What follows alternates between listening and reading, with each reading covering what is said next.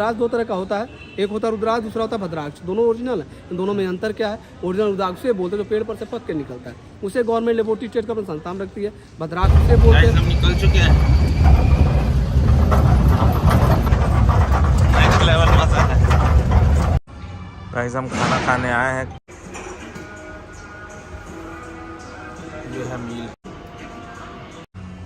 All done, खाना पीना। अब अपन निकल रहे हैं अपनी जर्नी के लिए। उधर ऊपर की कार खड़ी है, राफ्टिंग करके आ रहे हैं, अपन इसमें चल रहे हैं। तो इनका तो खैर अपना है कंपनी वगैरह। शॉपिंग वॉपिंग कहाँ कर सकते हैं? आश्रम घूमेंगे, गीता भवन, परमार्थ, स्वर्गाश्रम, भूतनाथ टेम्पल, सारे उधर ही हैं। और हम पहुंच गए हैं ढाल वाला। देखो गाइस, इधर गंगा आरती इधर होती है, लिखा हुआ है।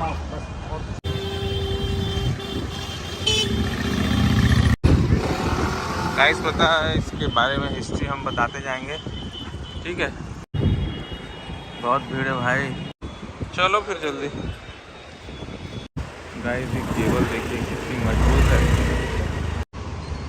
इन केबल पे ही ये चढ़ा हुआ है पूरा पुल। ऋषिकेश का जो झूला है, आम की झूला, राम झूला, लक्ष्मण झूला, बैराज। गाइस हम थोड़ा सा लेट हो गए हैं, हम पहुंच रहे बीटल आश्रम। सब दिखा के वापस यहीं लाके छोड़ेगा। ये जानकी झूला है, राम झूला। लेकिन 68 में बीटल्स आए अंग्रेज, और उन्होंने अपना एक 68 सॉन्ग रिलीज किया, कंपोज किया। वो उनके यहाँ काफ़ी पॉपुलर हुआ, तो उन्होंने डोनेट करके आश्रम बनवाया।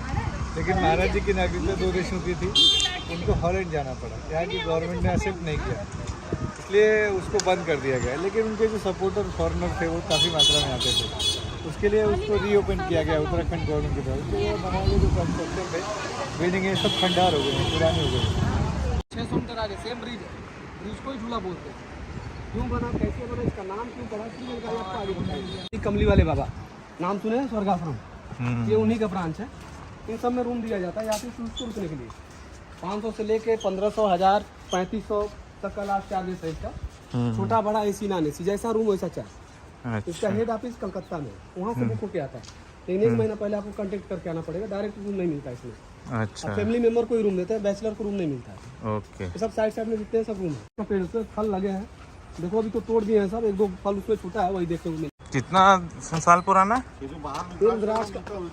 नहीं, ये सब कच्चा फल है, केमिकल से पका। हाँ, ये कच्चा फल है, केमिकल से पकाया जाता है, और इसमें एनर्जी पावर नहीं होता है। जो पेड़ का पका रहता है वो ओरिजिनल होता है, वो आपको गवर्नमेंट अपने अंडर में रखती है, बाहर नहीं जाने देती। आपको ओरिजिनल रुद्राक्ष जो भी मिलेगा आपको गवर्नमेंट संस्था मिलेगा, सरकारी संस्था, बाकी जगह नहीं मिलेगा। तो यहाँ है वो मैं आपको दिखा दूंगा। यहाँ है सरकारी आश्रम में क्या है ना, रूम लेने से क्या फ़ायदे होते हैं, ये बॉडी में पॉजिटिव एनर्जी उत्पन्न होता है, ओके। शांति का वातावरण रहता है, माइंड एकदम आपका फ्रेश हो जाएगा। ये गार्डन कितना सुंदर लगा, देख रहे? इस पहले फल से भरा हुआ था, फल को तोड़ लिया गया। वो सामने कोने देखिए। अच्छा, रुद्राक्ष दिख रहा है, गोल का राउंड गोल दिख रहा है सामने, ये रुद्राक्ष का पेड़ है। वहाँ पे देखिए ज़्यादा है, कुछ डाली पे 3 फल एक ही जगह है। देखिए रुद्राक्ष, ये सब फल तोड़ लेते हैं। अच्छा, सितंबर में आता है और मार्च लास्ट मार्च में सब फल तोड़ लेते हैं। कितने साल के पेड़ में उगना चालू? 12 साल के बाद से आपका स्टार्ट हो जाएगा। जब पेड़ 12 साल का हो जाएगा उसमें फल लगना स्टार्ट हो जाएंगे। अलग अलग मुख का अलग पेड़ नहीं होता है। ये गिरा है वो भी रुद्राक्ष है क्या? कौन सा? हाँ, ये भी रुद्राक्ष है। 1 से 14 तक दिखाओ, कच्चा हम लोग रख लेते हैं। रख लीजिए, इसमें कवर होगा, निकालेंगे तो उसी को रुद्राक्ष बोलते हैं। ये पक गया है, नरम हो गया ना, ये पक गया है। कवर निकाल के दिखा दूँ? नहीं, वो चाकू से निकाल लेते। नहीं, चाकू से नहीं निकले तो फोड़ेंगे वो निकल। ये तो कच्चा है अभी। नहीं, पक गया है पूरा, कवर इसका लूज हो गया ना, वो तो सीजन इसका समाप्त हो गया है। इसको धो दीजिएगा, पानी से ब्रश मार दीजिएगा, लाइनें बता देगी, ठीक है। लग रहा है 3 मुखी है शायद, साफ करेंगे तब मालूम पड़ेगा इसका। ब्रश से मारने से। हाँ, इसलिए घी में डाल दीजिएगा, गरम करके तेल 3 मुखी पे है ना? हाँ, इसको घी में डाल दीजिएगा। 1 हफ्ते के बाद इसको निकालिएगा। इसको बाद क्या करना है, इसको धो के दूध से इसका थोड़ा, इसको चना मिर्च बोलते हैं ना, उससे धो के इसको पोंछ के लाल कपड़े में बांध दीजिएगा। टीका लगा के लाल कपड़े में बांध के इसको तिजोरी में रख दीजिए, यहाँ पर पैसा होता है वहाँ रख दीजिए, नहीं तो किसी मंदिर में रख दीजिएगा। जिससे लक्ष्मी जी अस्थिर हो जाती है। ओके। लक्ष्मी चंचल होती है ना, एक तरफ से आती है, दूसरे हाथ से निकल जाती है, वो अस्थिर हो जाती है। ये त्रिगुण शक्ति माना जाता है इनको, ब्रह्मा विष्णु महेश। तो और 5 हुआ तो 5 वाला तो अब एक सिंगल रहेगा तो उसको आप धागे में बना के पहन लीजिएगा, चाहे बाजू में बांध लीजिएगा। एक मुखी तो सबसे पावरफुल होता है, जल्दी मिलता नहीं है। जिसके पास होता है वो संसार का सबसे पावरफुल आदमी है, लेकिन जल्दी किसी को मिलता नहीं है। ये नहीं कहेंगे जो जन्म लिया उसका मृत्यु नहीं, मृत्यु होना तो निश्चित है जो जन्म लेता है, लेकिन क्या है कि इससे आपका जो जिस काम में आप जो काम कर रहे हैं ना, उस काम की पोस्ट, जिस पोस्ट पे आप हैं उसकी पकड़ मजबूत हो जाती है। आपका जो कट्टर दुश्मन होगा आपका प्रिय मित्र हो जाएगा, आपका कभी बुराई नहीं करेगा, सामने वाले के माइंड को चेंज करता है, आपको तरक्की की तरफ, आगे की तरफ लेके जाता है। एक मुखी सबसे पावरफुल होता है।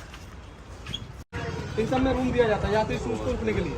15 दिन पहले ऑनलाइन बुक करेंगे, कोई चार्जेस नहीं है। 1 दिन से 10 दिन 15 दिन 1 महीने का कमरा आपको फ्री मिलेगा, कोई पैसा कोई चार्ज नहीं। कमरा मिल जाने पर गैस सिलेंडर, चूल्हा, बर्तन ये सब फ्री देते हैं। चाहे तो आप बाहर से राशन ला के बना खाते भी रह सकते हो, नहीं बनाना है इसके अंदर कैंटीन है, 50 रुपया थाली लगता है, आप उसमें से खाते भी रह सकते हो। ये सब व्यवस्था आपका गीता भवन में। बाकी आश्रम में चार्जेस लगते हैं, गीता भवन में कोई चार्जेस नहीं। गंगा आरती घाट है जो शाम को 5:30 से लेकर 6:30 बजे होता है, स्वामी चिदानंद सरस्वती के माध्यम से। आस्था चैनल सरकार चैनल पर आप देखिए, गंगा आरती यहीं का दिखाया जाता है। और 2013 में जो बाढ़ आई थी केदारनाथ बद्रीनाथ में, शिव जी का मूर्ति डूबते दिखा था, यहाँ तक पानी आया था, वो मूर्ति यहीं का है। 2013 में जो बाढ़ आई थी केदारनाथ बद्रीनाथ में, शिव जी की मूर्ति डूबते दिखा था, यही का मूर्ति, वो मूर्ति बह गई, उसके जगह पे वो दूसरी मूर्ति बनाया गया। पहली वाली मूर्ति 16 फीट की थी, खड़ी मूर्ति। अब ये 11.5 फीट का बैठा हुआ मूर्ति बना है। 5 साल इसको प्रशासन बनने नहीं दिया। ये मूर्ति थोड़ा बीच में बना, गंगा जी का बीचों बीच सेंटर में, वहीं पर बना रहे थे, वहीं पर बना रहे थे। प्रशासन इसको रोक दिया, थोड़ा साइड में बनाओ कि दोबारा बाढ़ आएगी, आपदा आएगी, फिर मूर्तियाँ बनेंगी, फिर मीडियम सोचने कैद हो जाएंगे। 2018 में इस मूर्ति को साइड में बनाया गया। ये गेट अभी बंद है, यहाँ पर गंगा आरती के लिए सब घाट की सफाई करते हैं, इसलिए गेट को बंद कर दिए। तो कम से कम 5 बजे के आसपास से गेट खुलेगा, तो आप लोग यहीं से फोटो लेना तो ले सकते हैं, ठीक है जी। अभी ये जो खड़े हैं वो क्या कर रहे हैं? ये सब अभी ट्रेनिंग दे रहे हैं, थोड़ा ये आप कला रहे हैं ना द्रौपदी मुर्मू, उन्हीं का रिहर्सल चल रहा है इनका। राष्ट्रपति जी आ रहे हैं ना, देखिए उन्हीं का रिहर्सल हो रहा है। अभिनंदन। मार्च निकेतन का फिल्म शूटिंग एरिया मूवी देखे सनी देओल का, यहीं पे शूट हुआ। 32 गुलमीटर चालू दम लगा के यहीं से। अभी 9 महीना पहले अमिताभ बच्चन आए थे, कुछ जो हीरोइन है रश्मिका मंदाना, 6 दिन का गुड बाय मूवी का शूटिंग करके। लास्ट वाला सीन है अस्थियां विसर्जित वाला, सब इधर ही का सीन है। तो अब इसमें देखेंगे हम कल्पवृक्ष का पेड़, ठीक है। इसका मतलब होता है दर्शन के साथ साथ जानकारी मेन होता है। मंदिर आपके घरों में भी है, सबसे मेन होता है जानकारी। हम आपको उत्तराखंड के बारे में, ऋषिकेश के बारे में, राम झूला लक्ष्मण कैसे बना, इसके बारे में बताएंगे। देखिए उत्तराखंड जितना भी है देवभूमि के नाम से जाना जाता है, ऋषिकेश तपोभूमि के नाम से जाना जाता है। इसका नाम ऋषिकेश क्यों पड़ा? क्योंकि यहाँ पर ऋषि मुनि तपस्वी ज़्यादा रहा करते थे, इसलिए ऋषिकेश के नाम से प्रसिद्ध है। राम झूला लक्ष्मण गंगा पार करने का साधन है, इसे न राम जी बनवाए न लक्ष्मण जी बनवाए, इसे यहाँ की गवर्नमेंट बनवाई है। 1924 के पहले जो लक्ष्मण झूला था वो लकड़ी का झूला था। वो भी लकड़ी झूला कैसे बना था? कलकत्ता के जो नागरमल सूरजमल सेठ थे अपने परिवार के साथ यहाँ पर घूमने आए। घूमते समय उन्हें बड़ी परेशानी हुई थी, उनकी पत्नी मरते समय कह के गई थी वहाँ पे एक साधन बना देना। वही 1910 में एक लकड़ी का झूला बनवाए थे। जब 1924 में बाढ़ आई तो लकड़ी का झूला बह गया, उस समय यात्रा बंद हो गया था, यात्री को आने में बड़ी परेशानी होती थी। उसमें ब्रिटिश सरकार था, अंग्रेजों का शासन था, उन्होंने 1930 में लकड़ी के झूले को हटा दिया, लोहे के पुल की मजबूती बनाई, तब से लक्ष्मण प्रसिद्ध है। यहाँ से 500 मीटर आगे राम झूला है। इस झूले का निर्माण यहाँ के स्वामी शिवानंद जी किए हैं। इसका काम 1985 में चालू हुआ, 1986 में बनकर तैयार हो गया। इसकी कुल लागत 1 करोड़ 2 लाख रुपया लगी है, जिसमें से 51 लाख रुपया स्वामी शिवानंद जी दिए हैं और 51 लाख यूपी गवर्नमेंट दी। पहले यूपी गवर्नमेंट था, 2000 में इसका बंटवारा हो गया, यूपी अलग हो गया, उत्तराखंड अलग हो गया। उसको राम झूला के नाम से भी जाना जाता है और स्वामी शिवानंद झूला के नाम से भी जाना जाता है। लेकिन इसका नाम राम झूला लक्ष्मण क्यों पड़ा? जब श्री राम जी रावण कुमार के लंका से वापस आ रहे थे, उनके मन में एक भावना उत्पन्न, पश्चाताप की भावना। आप सबको पता होगा ब्राह्मण को मारने ब्राह्मण दोष लगता है, गऊ को मारने पर गौ हत्या लगती है। रावण एक ब्राह्मण था।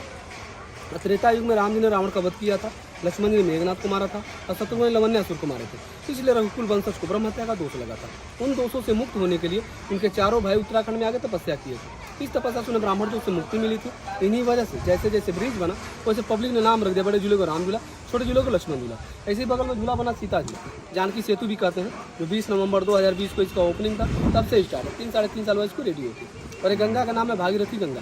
भागीरथी जो पूर्वज से 60,000 पूर्वज कपिल मुनि के श्राप से भस्म हो गए थे, उनके आत्मा को शांत करने के लिए भागीरथी तपस्या करके गंगा जी को धरती पर लाए। वही गंगा जी शंकर जी के जटा के माध्यम से हिमालय पाई हैं। हिमालय से गोमुख होते हुए गंगोत्री यमुनोत्री केदारनाथ बद्रीनाथ होते हुए फिर ऋषिकेश के रास्ते हरिद्वार गई। हरिद्वार से निकली इलाहाबाद में गई हैं, जो गंगा जमुना सरस्वती का संगम है। इलाहाबाद से बनारस गई हैं, जो काशी गंगा के नाम से जानी जाती है, और पटना के रास्ते कलकत्ता गई है जो गंगा सागर के नाम से जानी जाती है, और गंगा सागर में जाकर समाप्त हो गई है। इसका त्रिवेणी संगम 2 जगह है। पहला त्रिवेणी संगम देवप्रयाग में, अलकनंदा, भागीरथी और मंदाकिनी, और दूसरा त्रिवेणी संगम इलाहाबाद प्रयागराज में, गंगा, जमुना, सरस्वती। अब हम यहाँ पे देखेंगे कल्पवृक्ष का पेड़, पीपल के पेड़ में गणेश जी, रुद्राज का पेड़ है, एक मुख रुद्राज का दर्शन है, और बर्फ का शिवलिंग। ये सब आश्रम के अंदर और बाहर दोनों साइड में है।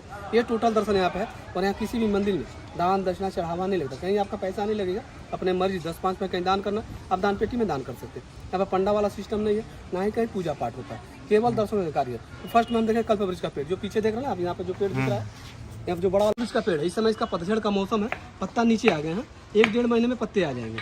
समुद्र मंथन के समय जो 14 रत्न निकला था, उसमें से एक रत्न कल्पवृक्ष, जिसे मनोकामना वृक्ष कहते हैं। जो कुछ भी अगर आपको मनोकामना मांगना, आप यहाँ से मनोकामना मांग सकते हैं, मनोकामनाएं पूर्ण हो जाती है।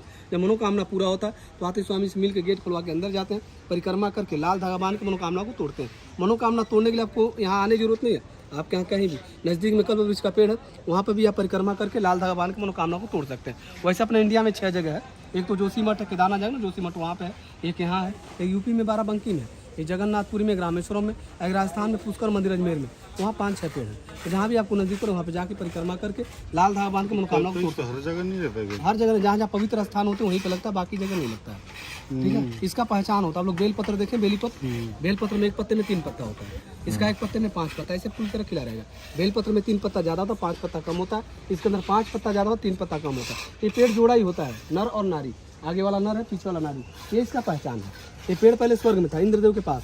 कृष्ण भगवान की जो पत्नी सत्यभामा, उनके कहने पर कृष्ण भगवान इंद्रदेव से युद्ध करके धरती पर लाए और इसकी स्थापना बाराबंकी में की। उस समय का पुराना पेड़ आपको नहीं मिलेगा, क्योंकि जो जन्म लेता है उसका मृत्यु निश्चित है। तो उसकी प्रजाति है, जैसे मानव एक प्रजाति है, वैसे पेड़ भी एक प्रजाति है। बाराबंकी में 300 साल पुराना पेड़ है, ये आपका 80-90 साल पुराना पेड़ है। जो भी आपको मनोकामना मांगना, आप यहाँ से मनोकामना मांग लीजिए। उसके बाद चलेंगे कांच का मंदिर देखने। ठीक है, तुम बोलते हैं जितनी मूर्तियाँ कांच के अंदर बंद है, इसी से कांच का मंदिर कहा जाता है। माता शिवरी से स्टार्ट कीजिए, विदुर की पत्नी, कृष्ण सुदामा, माता अम्बे का मंदिर, सरस्वती माता का मंदिर, शंकर जी का पंचमुख अवतार और स्वामी शंकराचार्य का मंदिर है। बीच में राधे कृष्ण का मंदिर, राम सीता का मंदिर, शिव जी का मंदिर। ऐसे जाएंगे, दर्शन करते हुए, ऐसे घूमते हुए आ जाएंगे। ठीक है,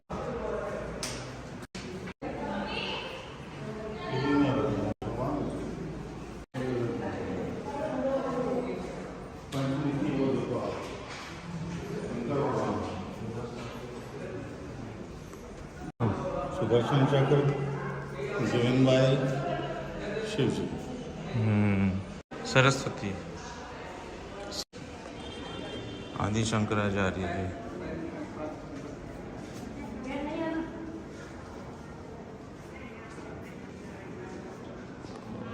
ये जो लाइन से आप 3 पेड़ देख रहे हैं बड़े वाले, 300 साल पुराना पेड़ है। जो तीसरा नंबर पेड़ है ना बड़ा वाला, यूपी बिहार में पाकड़ बोलते हैं, पकड़ी का पेड़, यहाँ पे पिलखन कहा जाता है, इंग्लिश में फिकस वायलेंस बोलते हैं। वो ग्रामीण क्षेत्र में ज़्यादा होता है, बाकी जगह पर नहीं होता है। उसमें ब्रह्मा जी का वास होता है। बीच में बरगद का पेड़, बनियान ट्री, जिसे बड़ वृक्ष बोलते हैं, इसमें शिव जी का वास होता है। ये पीपल का पेड़ है, इसमें विष्णु जी का वास होता है। और कहा जाता है पीपल के पेड़ में 33 कोटि देवी देवता का वास होता है। और हमारे पूर्वज की जो आत्माएं होती हैं वो भी पीपल के पेड़ में निवास करती हैं। और साइंस के हिसाब से माना जाए तो पीपल का पेड़ हमें 24 घंटा ऑक्सीजन देता है। सबसे शुद्ध और सबसे पवित्र पेड़ होता है पीपल का पेड़। इन तीनों पेड़ों की जड़ें एक दूसरे से कनेक्ट है, ब्रह्मा, विष्णु और महेश। इसमें एक नेचुरल आकृति गणेश जी का, वो हम आपको दिखाएं। थोड़ा सा पीछे हो जाइएगा, आप यहीं रुकिएगा, आगे बढ़िएगा, आप थोड़ा इधर आ जाइए। लाल धागा बांधा हुआ है, जो सीधा डाली गई है ना, हाथी का सूर है, देख रहे हैं? नीचे दांत बना छोटा सा, देख रहे हैं? दांत से 3 इंच ऊपर कोने पे ऐसे आंख बनी है, तो नीचे की तरफ दबा हुआ है। इस साइड भी आंख है, इतना स्पष्ट मुंडी, स्पष्ट गणेश की एक दांत वाले दिख रहा है एकदम। हाथी अपना सूर रहा था, नीचे वाला पार्ट दिखाई देता है, आए समझ में? ये तो एक दंत है। अब हम आपको बिना दांत वाला दिखाएंगे, इधर आ जाए। और यहाँ से आंखें बनी है, ऐसे साइड से देखेंगे ना एकदम क्लियर दिखाई देगा। इस साइड से तो दिख रहा है, नेचुरल आकृति गणेश जी का। थोड़ा सा उस साइड, इधर उस साइड एकदम क्लियर दिखाई देगा, ध्यान से देखिएगा। तो व्यापक शुक्र शनि, हमारा जीव इंसान जो कर्म करते हैं अच्छे और बुरे, उनका फल में ग्रहों से मिलता है। इनको प्रणाम के लिए 9 ग्रह का मंदिर है, बीच में सूर्य है, साइड में 8 ग्रह है। ठीक है, अब हम चलेंगे एक मुखी का दर्शन करने, थोड़ा उसके बारे में आपको स्टोरी बता। देखिए सर, वो जो दिखाया ना, वो रुद्राक्ष का पेड़ है। ये भगवान शिव के आंसू से उत्पन्न हुआ है। इसमें सबसे दुर्लभ होता है एक मुख रुद्राक्ष, जो 12 साल पे एक पेड़ पे एक बार एक ही फल आता है। इसे भगवान शिव का तीसरा नेत्र मानते हैं। लाखों करोड़ों रुपया देने पे भी उसका सेल बिक्री नहीं होता, केवल दर्शन होता है। उसका एक दर्शन अन्य हजारों मंदिरों के दर्शन के बराबर होता है। और उसके एक दर्शन से जीवन में कोई भी जाने अनजाने में भूल चूक, चाहे कोई पाप, चाहे कोई गलती हो जाता है, इसके एक दर्शन से सारे पाप खत्म हो जाते हैं। इसका दर्शन 2 जगह होता है, फर्स्ट दर्शन होता है नेपाल में पशुपतिनाथ मंदिर, वहाँ पे कराया जाता है एक मुखराज का दर्शन। और सेकेंड दर्शन होता है ऋषिकेश में। ऋषिकेश में गवर्नमेंट कराते हैं, गवर्नमेंट संस्था है। एक मुखराज का दर्शन बर्फ का शिवलिंग, इसको स्फटिक शिवलिंग कहते हैं, जो रामेश्वर में श्री राम जी जो शिवलिंग की स्थापना किए थे, उस शिवलिंग का दर्शन और नवग्रहों के बारे में जानकारी।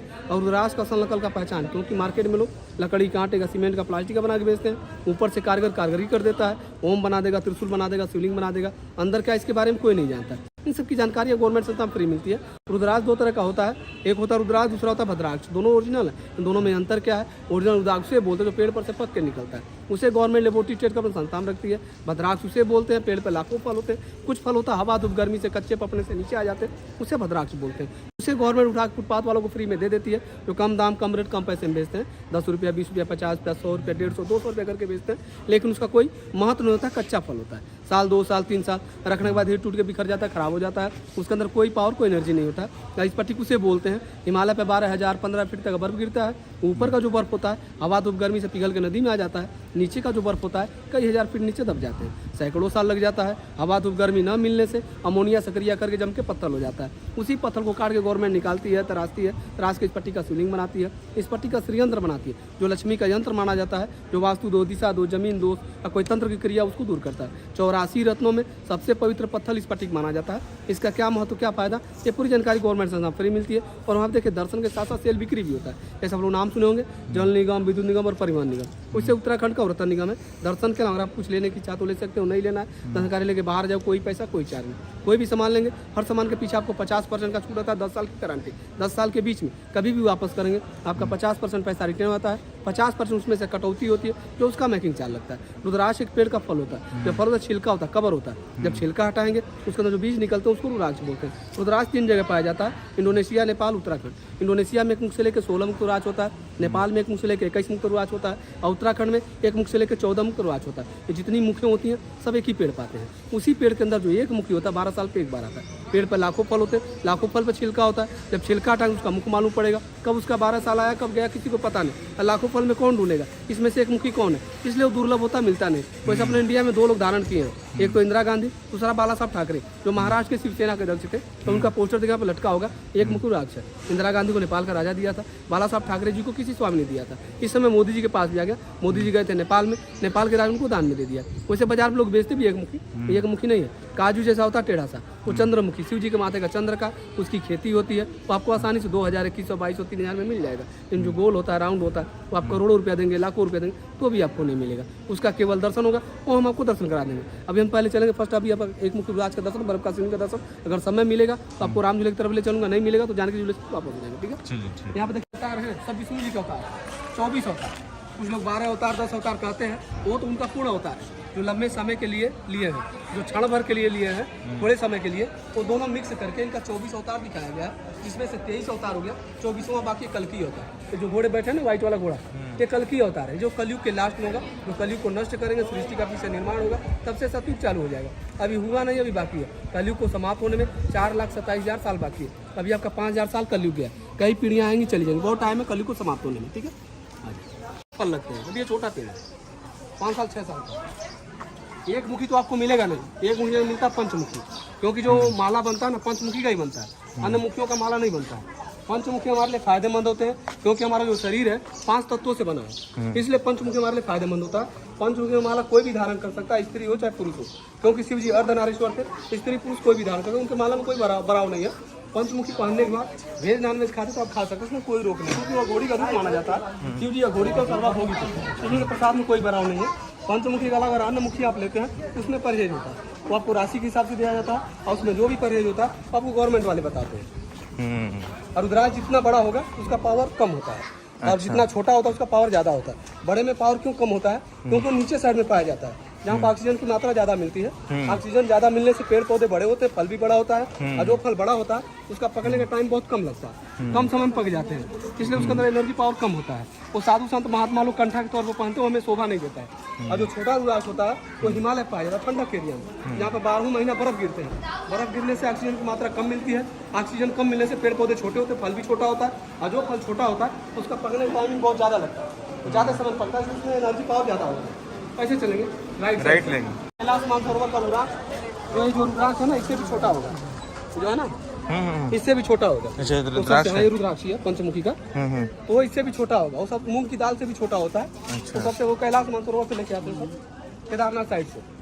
वो आपका सबसे छोटा, सबसे पावर उसके अंदर होता है। रुद्राक्ष जितना छोटा हो, तुलसी की माला में क्या फर्क है? तुलसी में परहेज होते हैं, रुद्राक्ष में कोई परहेज नहीं होता है। तुलसी की माला भी तो रुद्राक्ष की रहती है। नहीं, तुलसी का माला अलग होता है। तुलसी जो है ना, ये आपका कृष्ण जी का जो एक बार उनको श्राप मिला था ना, ये जो उसको जो राक्षस को वध करने के लिए, उसके उसी के ऊपर आधारित थी ना कि जब तक उनका सत्य नहीं छूटेगा तब तक वो मरेगा नहीं। तो कृष्ण भगवान उनको जाके उनका तपस्या भंग कर दिया था। जो सती व्रत होता है ना, व्रत, उसका भंग किए थे कृष्ण भगवान। तो इससे उसकी तपस्या भंग हुई और उसी समय उसने उसे श्राप दिया था और वही तुलसी बनी थी। ठीक है, तो तुलसी में बहुत परहेज होते हैं। झूठ नहीं बोलना, पति पत्नी के पास सोना नहीं, फिर शमशान घाट पर मत जाना, और जो भी हमेशा मैंने बचा के ही चलना है। रुद्राक्ष में कोई परहेज नहीं है, वही पहन सकते हैं जो उसके नियम का पालन कर सकता है। और थोड़ा तो पालन नुकसान ही है, समझिए, बहुत ज्यादा नुकसान करेगा। वही लोग ज्यादा पहनते हैं जो राधे कृष्णा में रहते हैं। इनका ये स्फटिक मणि है, बर्फ का पत्थर है, देखने में आपको कैसा लग रहा है, मार्बल जैसा। यहाँ जो पत्थर देख रहे हैं ना, ये जो पत्थर देख रहे हैं ना, स्टोन, इसी पत्थर को पॉलिश करके वो बनाया गया है। इसको ज़्यादा पॉलिश करेंगे तो ऐसे पारदर्शी हो जाएगा, देखने में कैसा लग रहा है, कांच है, प्लास्टिक। ये भी बर्फ का पत्थर है, जिस तरह से कोयले के खान में से हीरे का चट्टान निकलता है, उसको तराश के पारदर्शी करते हैं, वैसे इसे भी तराश के पारदर्शी करते हैं। जो बर्फ 100 साल जमीन के नीचे दबता है वो स्फटिक बनता है, और जो हजारों साल तक जमीन में दब जाते हैं उसी में से कलर चेंज होता है। कलर चेंज हो रहा है इसमें, ये सब देख रहे हैं। इसी में से आपका नीलम पन्ना पुखराज में निकलता है। ये नीलम एक पन्ना है, अंदर 35-40 किलो पुखराज में होता है। इसका क्या महत्व, क्या फायदा, पूरी जानकारी आपको अंदर मिले, कोई पैसा कोई चार्ज नहीं, अंदर चल के दर्शन करें। ठीक है, चलो स्फटिक तो यहाँ भी हम शॉपिंग करके इस बार नहीं आएगा, जा रहे हैं वापस। इधर नहीं आएगा इस झूला, बार वो गाड़ी नहीं आएगी, क्योंकि गाड़ी को इस बार करने का कोई साधन नहीं है। उन्हें दूरी बढ़ जाएगी, 10 किलोमीटर जाएंगे, 10 किलोमीटर आएंगे। झूले का नाम है जानकी झूला। अभी 2020 में बन के तैयार हुआ है, 3 साल से हुआ है। गवर्नमेंट ऑफ उत्तराखंड ने इसको बनाया है। ये जो पुल है, इसकी खासियत है, इसमें बीच में लोग चलते हैं और अगल बगल बाइक चलती है। अपन निकल गए भाई। योगा से ही होगा। शक्ल तो गंजेड़ी बंगड़ी दिखती है। भारत मंदिर जा रहे हैं। ये सामने रास्ता जो जाता है त्रिवेणी घाट के लिए जाता है, और यहाँ पे से ये एक मार्केट की तरफ जाता है। अपन थोड़ा जा रहे हैं गंगा आरती देखने, बहुत गर्मी है।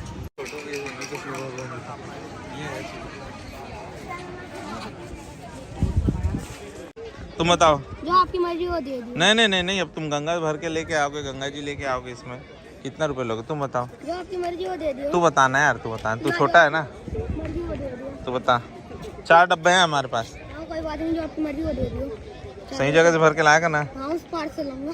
ऐसा चल, कितना रुपये लेगा, जा भर। चल ठीक है। हाँ तो बच्चे में स्मार्टनेस कितना है।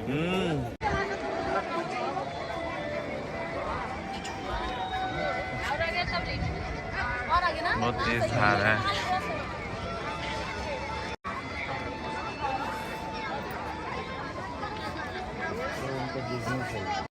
हम यहाँ आए हुए हैं, गंगा यार पूजा हो चुकी है।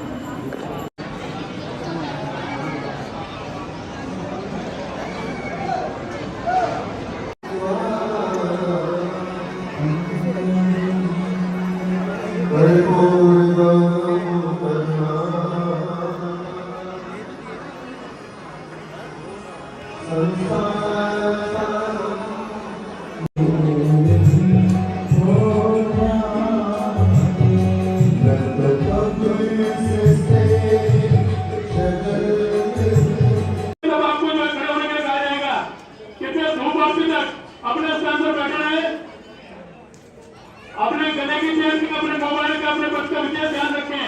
निर्मल गंगे, हर हर गंगे।